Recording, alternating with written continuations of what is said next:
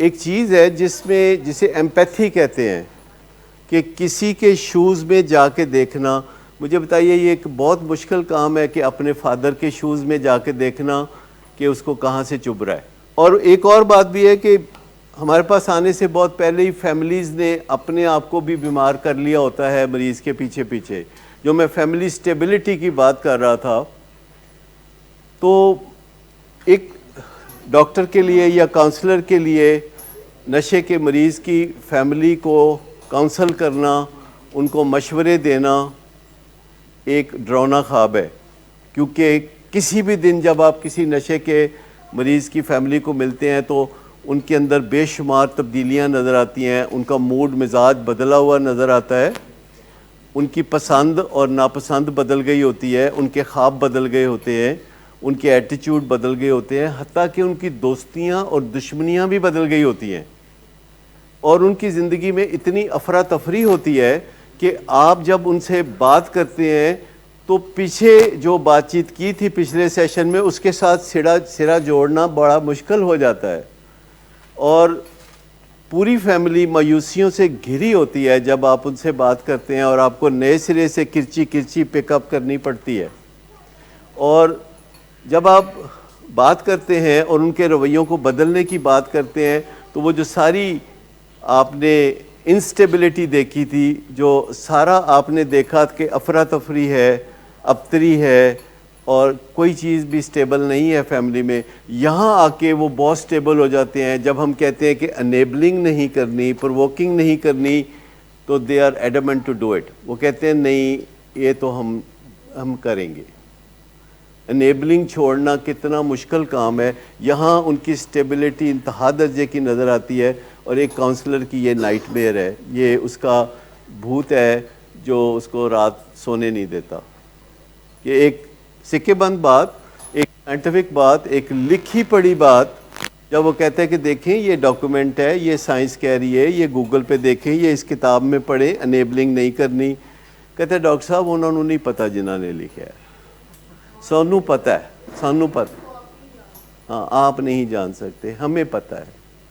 تو ان حالات میں جب ہم کام کرتے ہیں اور آہستہ آہستہ فیملیاں سمجھنا شروع ہوتی ہیں ان چیزوں کو, تو فیملی سٹیبلٹی واپس آنی شروع ہوتی ہے. سب سے پہلے ضروری چیز ہے کہ فیملی سٹیبلٹی واپس آئے, اور اس کے ساتھ ساتھ کو ڈپینڈنس سے ریکوری ہو, انٹر ڈپینڈنس ہو.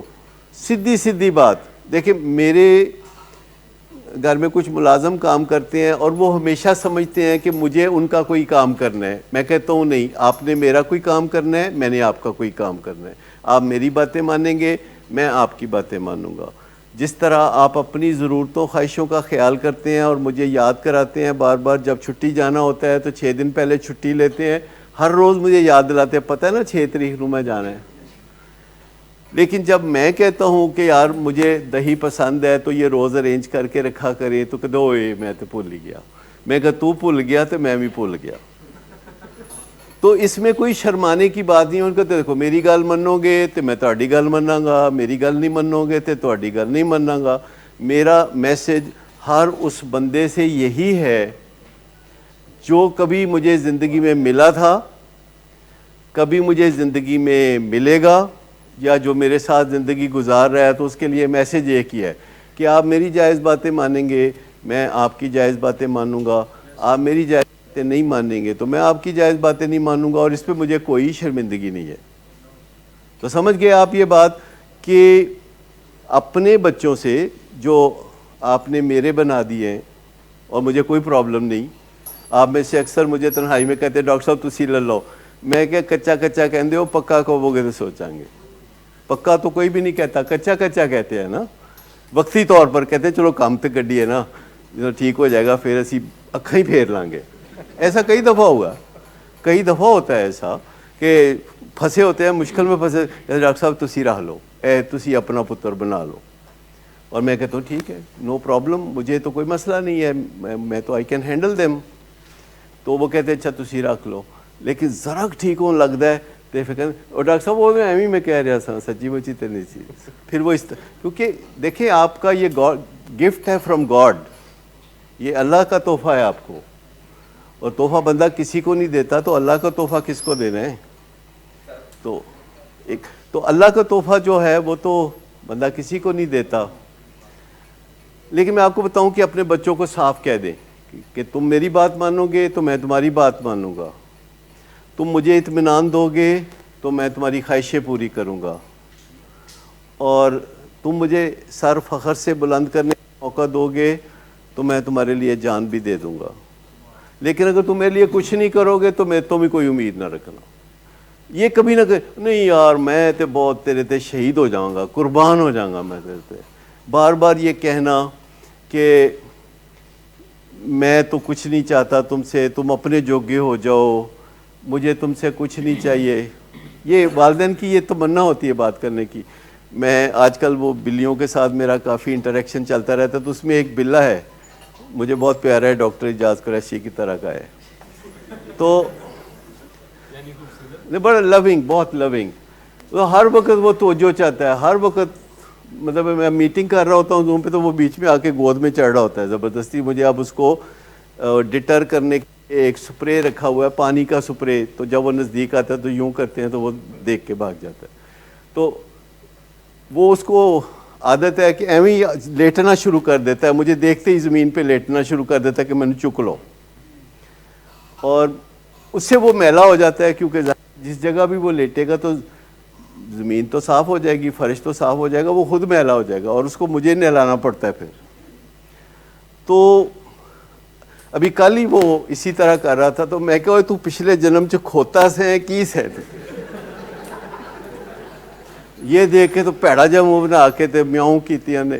میں کیا حالات میں زندہ نا تے تو کرنا ہے سب کچھ, رولے گا بعد چ تو جی.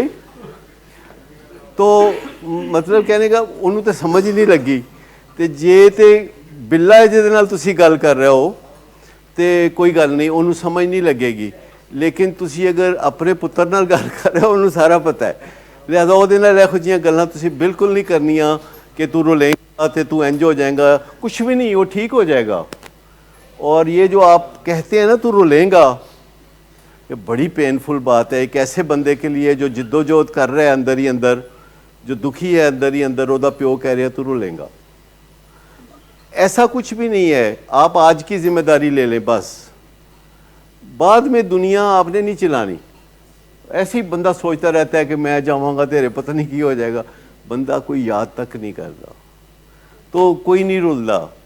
اس دنیا کا ٹریک ریکارڈ ہے کہ یہ اٹ از گیٹنگ بیٹر, یہ بہتر سے بہتر ہو رہی ہے, اچھے سے اچھے کلر والے پھول کھل رہے ہیں, اور یہ دنیا بہتر ہو رہی ہے, اور اس کے بہتر ہونے کی رفتار بھی تیز ہو رہی ہے. مجھے بتائیں کہ کتنے رولیا ہے کوئی؟ ایڈے بادشاہ چلے گئے قبرانچ, وڈے وڈے علامہ اقبال چلے گئے قبرانچ, اور ماں باپ کہے تو رولیں گا میرے بغیر, یا پٹھی پٹھی باتیں کوئی کریں گے, تو نہیں ٹھیک ہونا, تو کتے دی وہ پوچھ لیں, پتہ نہیں کیا کہاں کہاں سے محاورے یاد کیے ہوئے ہیں والدین. نہ اس طرح کی باتیں نہ کیا کریں, نہ لمبی چوڑی ذمہ داریاں لیا کریں کہ وہ لوگ دیکھ یار جو بات سچ ہوئے گا تیرے لیے کریں گے, ایویں ہر وقت رونا دھونا کوئی نہیں کریں گے. ضرورت ہوگی تو تم سے اٹیچ ہو کے تمہاری خدمت کریں گے, جب ضرورت نہیں ہوگی ڈٹیچ ہو کے پیچھے اپنی لائف گزاریں گے. سمپل, کہ جب تمہیں ہماری ضرورت ہوگی جھپٹ کے تمہاری طرف آئیں گے, جب تمہیں ہماری ضرورت نہیں ہوگی تم ٹھیک ٹھاک ہوگے, ہم تھوڑا پیچھے ہو کے اپنی لائف کو انجوائے کریں گے. تو بچوں کو صاف کہہ دینے میں کوئی حرج نہیں کہ تو ساڈی من تے پھر اسی تیری مناں گے, بس گل مکی. اس تو لمبی چوڑی تے اور کوئی گل نہیں کہ تو ساڈی من تے پھر اسی تیری مناں گے. تو اس چیز کو انجوائے کرنا شروع کر دیں کہ ایک ایڈونچر قدرت نے آپ کو دیا ہے جس میں مزے کے تینوں پہلو ہے, انسرٹنٹی ہے, انپریڈکٹیبلٹی ہے, انکنٹرولبلٹی ہے. No you are ready to enjoy it. اور جب آپ اس کو انجوائے کرنا شروع کر دیں گے تو اس جد و جہد کو آپ کبھی چھوڑیں گے نہیں, کبھی اس جد و جہد کو چھوڑیں گے نہیں, تو کامیابی آپ کے قدم چومے گی. انجوائے کرنا مسٹ ہے جی.